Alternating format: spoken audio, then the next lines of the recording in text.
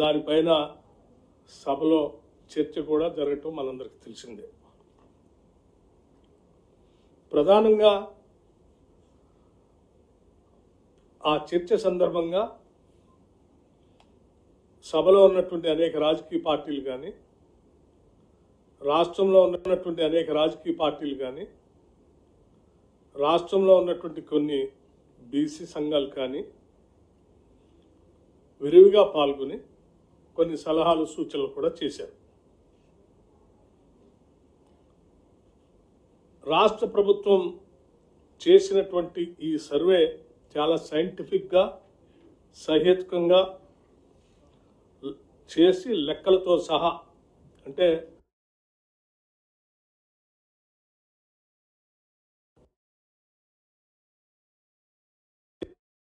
పెట్టి డిస్ట్రిక్ట్ లెవెల్లో కలెక్టర్లని, అడిషనల్ కలెక్టర్లని బాధ్యులుగా పెట్టి స్పష్టంగా ఈ దేశ చరిత్రలో ఇంతవరకు ఎక్కడా జరగనట్టుగా మొట్టమొదటిసారి తెలంగాణ రాష్ట్రంలో చేసి ఈ లెక్కల్ని శాసనసభలో ప్రవేశపెట్టడం జరిగింది.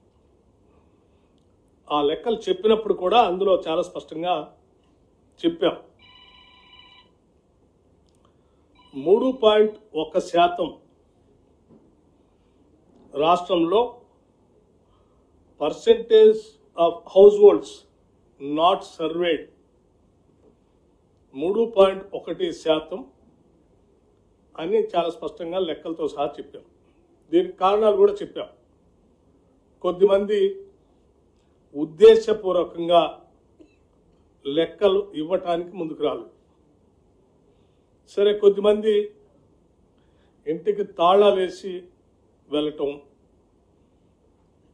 ఇట్లా జరిగినటువంటి ఈ సంఘటనల వల్ల 3.1% మిగిలిపోయారు అని చెప్పినప్పుడు కొంతమంది ఆ మిగిలిపోయినటువంటి వాళ్ళు ఎవరు అని అడిగితే కూడా లెక్కలతో సహా చెప్పాం.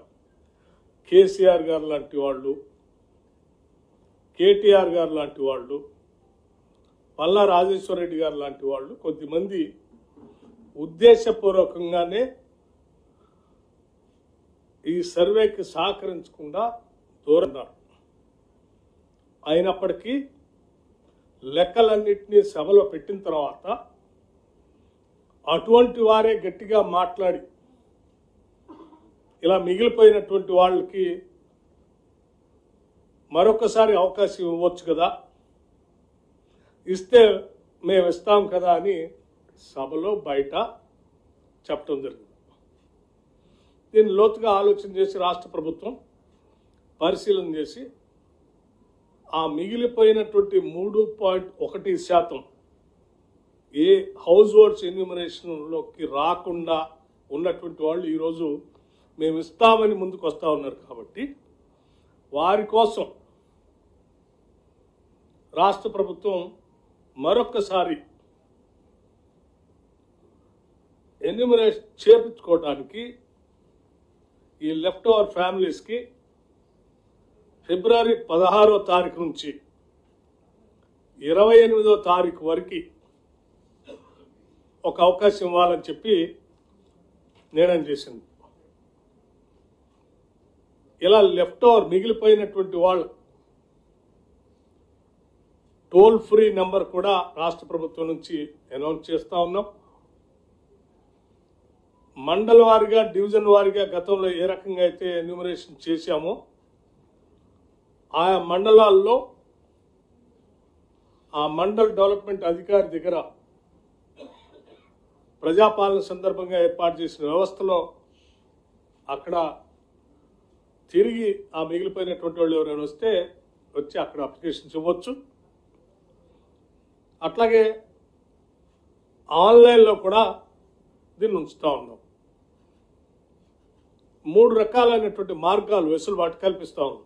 ఒకటి, టోల్ ఫ్రీ ద్వారా వారు కాల్ చేస్తే వారి నెంబరు పర్టికులర్స్ ఇస్తే ఇంటికి వాళ్ళు వెళ్ళి ఎన్యూమరేట్ చేసుకుంటారు.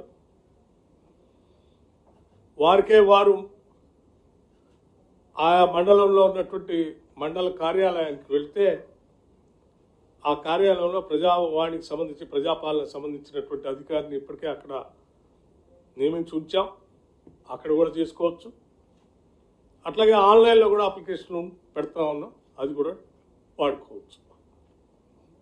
ఇది సంపూర్ణంగా ఎప్పటికైనా విజ్ఞప్తి చేస్తూ ఉన్నాం కేసీఆర్ గారికి, కేటీఆర్ గారికి, ఇలా మిగిలిపోయినటువంటి వాళ్ళు ఎవరికైనా మరొక్కసారి అవకాశం ఇస్తా ఉన్నాం. మీరు ఈ రాష్ట్ర జనాభా లెక్కల్లో వచ్చేటట్టుగా చూసుకోండి. ఈ రాష్ట్ర జనాభా లెక్కల్లోకి మీ అందరిని రావాల్సిందిగా విజ్ఞప్తి చేస్తూ ఉన్నాం. మరొకసారి అవకాశం ఇస్తున్నాం. మీకు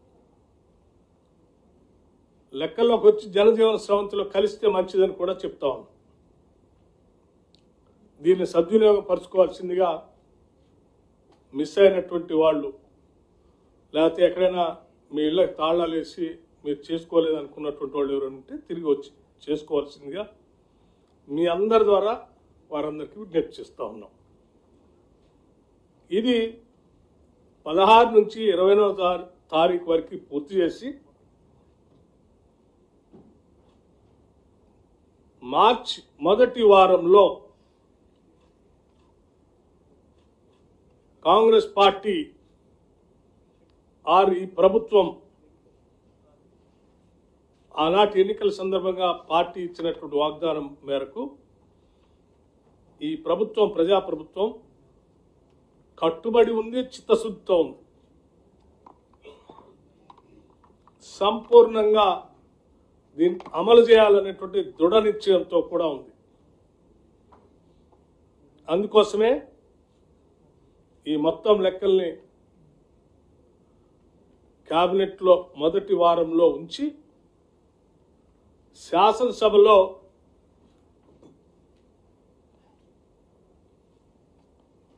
బీసీలకి, ఓబీసీలకి 42% రిజర్వేషన్ ఇవ్వటం కోసం పొలిటికల్ ఎడ్యుకేషన్ ఎంప్లాయ్మెంట్